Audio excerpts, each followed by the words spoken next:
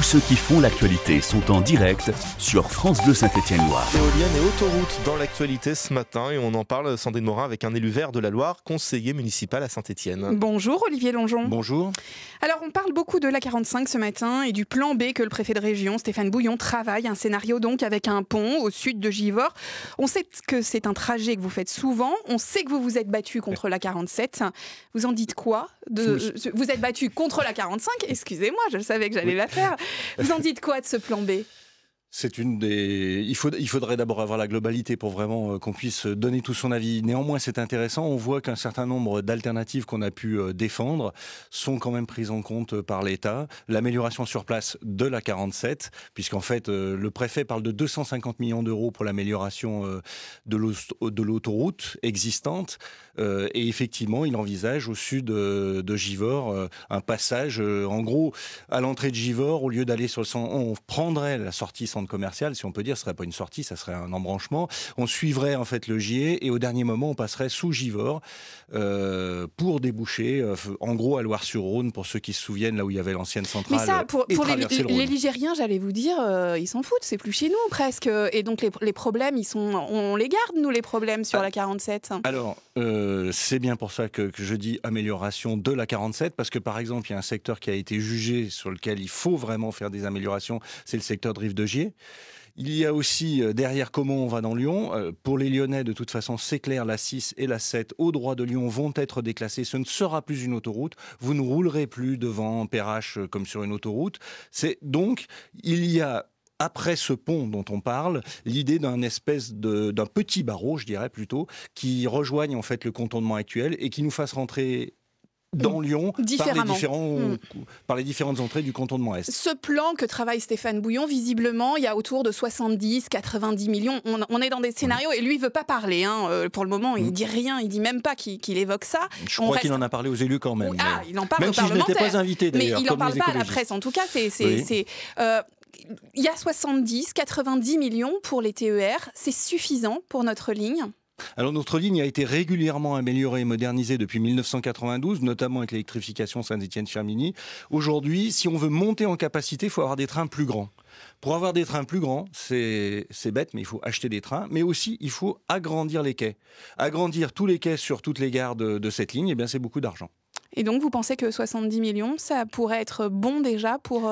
Moi, je vous dirais que j'aurais plutôt mis 150 millions sur la voie ferrée et 100 millions sur l'autoroute, parce que les Ligériens vont poser une question d'ailleurs fort juste. Ils vont dire, si on nous demande de payer le tunnel et le pont au sud de Givors, nous, finalement, ça ne nous concerne pas vraiment. Et Lyon continue de fermer l'entrée de Lyon. C'est pour ça que nous, on avait dit que la 47 ne marchait pas.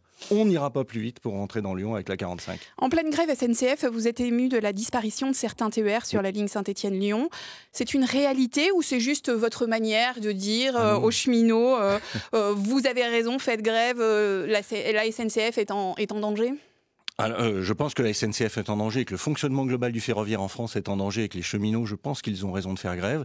Par contre, là, c'est très simple, c'est que la région a prévu des économies sur le dos des TER et en gros supprime un certain nombre de TER entre Saint-Étienne et Lyon à partir du mois de juillet, exactement entre Givors et Lyon-Perrache, mais cela va surcharger tous les TER qui font Saint-Étienne-Lyon. Et même, ça va les ralentir, puisqu'en gros, un TER qui fait aujourd'hui Saint-Étienne, Lyon-Perrache et qui met moins d'1 heure, va mettre 1h10 à partir du 1er juillet. Aux heures de pointe, j'entends. Mais ça paraît illogique parce qu'actuellement, les lignes, elles sont déjà bondées. C'est déjà très compliqué. Et ça paraît d'autant plus illogique qu'on va avoir des travaux sur Pardieu et une réduction du nombre de trains qui vont aller à Pardieu depuis Saint-Étienne. 8h37, notre invité ce matin, Olivier Longeon, conseiller municipal Europe Écologie Les Verts à Saint-Étienne. On quitte la route, on prend un peu d'altitude, même beaucoup d'altitude. La préfecture vient de donner son autorisation de construire 10 éoliennes sur les crêtes entre les communes de Burding et de Saint-Sauveur-en-Rue. Elles sont censées être les premières du département. C'est une bonne chose pour vous que la Loire puisse enfin s'engager dans ce type d'installation, enfin des éoliennes dans la Loire ? Enfin, et ça donne bien un peu toute l'envergure du problème qu'on a. Tout le monde dit il y a le réchauffement climatique, tout le monde dit il faut des énergies nouvelles, et on arrive à mettre 7 ou 10 ans pour faire aboutir un projet d'éolienne. Je mettrai un bémol par rapport à ce que vous avez dit. Il y a quelques éoliennes en limite Loire-Allier dans le Rouennais. Mais il y a très très peu d'éoliennes dans la Loire. On a un retard phénoménal par rapport aux autres départements. Là, c'est un projet qui en fait d'ailleurs se voit quasiment pas. Et c'est un projet qui va permettre l'autonomie énergétique du parc du Pilat. C'est un projet qui avance. Mais c'est aussi un projet dans le Pilat, dans un secteur particulier, dans un secteur protégé. Et donc, il y a plein de gens, sous couvert de la défense de l'environnement, qui vont dire ces 10 éoliennes, j'en veux pas. D'abord, c'est en limite du parc du Pilat. C'est pas forcément dans un secteur totalement protégé. Dans ce parc du Pilat, on a laissé faire des choses en plein cœur du Pilat qui sont bien plus bêtes, comme la carrière de Saint-Julien-Molin-Molette. Là, ça va se voir quasiment de nulle part. Je pense qu'on pouvait y aller. C'est pas justement un des échecs des Verts que la Loire ait si peu d'éoliennes. La preuve que vos idées avancent, mais n'avancent pas tant que ça, et qu'on a du mal à les mettre en place. Ah, c'est la preuve, et je dirais bien au-delà de la Loire, qu'on a du mal à passer à la transition énergétique, à la lutte réelle contre le réchauffement climatique, partout en France d'ailleurs. Quand on voit les autres pays, nous étions en échange avec des amis allemands, partout maintenant il y a des éoliennes, partout il y a des panneaux solaires sur tous les toits et ainsi de suite. Et nous on prend énormément de retard. Et il faut qu'on aille plus vite. Merci beaucoup Olivier Longeon. Je rappelle que vous êtes donc conseiller municipal, conseiller communautaire à Saint-Étienne Métropole. À bientôt. À bientôt. France Bleu Saint-Étienne-Loire.